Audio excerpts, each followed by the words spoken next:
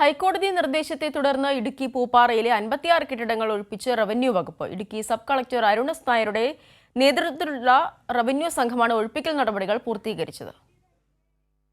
കഴിഞ്ഞ മാസം 17-ാം തീയതിയാണ് കേരള ഹൈക്കോടതി 6 ആഴ്ചയ്ക്കുള്ളിൽ പൂപ്പാറയിലെ കയ്യേറ്റങ്ങൾ എന്തു വില കൊടുത്തും ഒഴിപ്പിക്കണമെന്ന് വിധി പറഞ്ഞത്. ഇതിനെ തുടർന്നാണ് റവന്യൂ വകുപ്പിന്റെ നടപടി.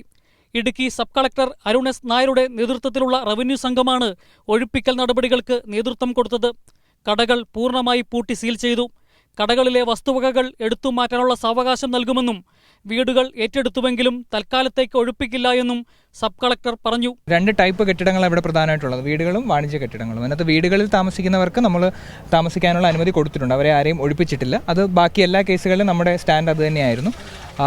കടകളിലുള്ളവർക്ക് നമ്മൾ ഓൾറെഡി പെരിഷബിൾ ആയിട്ടുള്ള സാധനങ്ങൾ, പെട്ടെന്ന് നശിക്കുന്ന സാധനങ്ങൾ ഓൾറെഡി റിമൂവ് ചെയ്യാൻ ഇപ്പോൾ രാവിലെ മുതൽ സമയം കൊടുത്തിട്ടുണ്ട്. മെജോറിറ്റി കടകൾ അവർ റിമൂവ് ചെയ്ത് കഴിഞ്ഞു.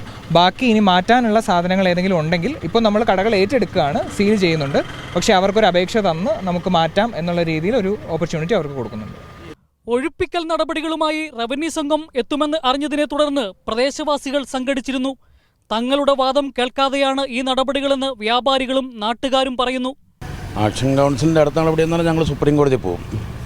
ഞങ്ങളെ സംബന്ധിച്ച് ഞങ്ങളെ സത്യം പറഞ്ഞിട്ടുണ്ടെങ്കിൽ ചതിക്കുക ചെയ്തത്. കാരണം ഈ ഞങ്ങളുടെ ആക്ഷേപങ്ങൾ ഒന്നും കേൾക്കാതെയാണ് ബഹുമാനപ്പെട്ട ഹൈക്കോടതി ഉത്തരവിട്ടത്. ഇത്രയും കെട്ടിടങ്ങളുള്ളത് രണ്ട് പേരുടെ ഒരു പരാതിയുടെ പുറത്ത് ഇത്രയും പേര് നടപടിയെടുക്കാനായിട്ട് മൊത്തത്തിൽ 56 പേരെ ലിസ്റ്റ് കോടതി വാക്കാൽ അങ്ങനെ ഉത്തരവിടാതെ പ്രതിഷേധക്കാരെ അറസ്റ്റ് ചെയ്തു നീക്കിയതിനു ശേഷം റവന്യൂ വകുപ്പിന്റെ നടപടികൾ പൂർത്തീകരിച്ചു. സ്ഥലത്ത് മൂന്നാർ ഡിവൈഎസ്പിയുടെ നേതൃത്വത്തിൽ വൻ പോലീസ് സംഘമാണ് ക്യാമ്പ് ചെയ്തിരുന്നത്.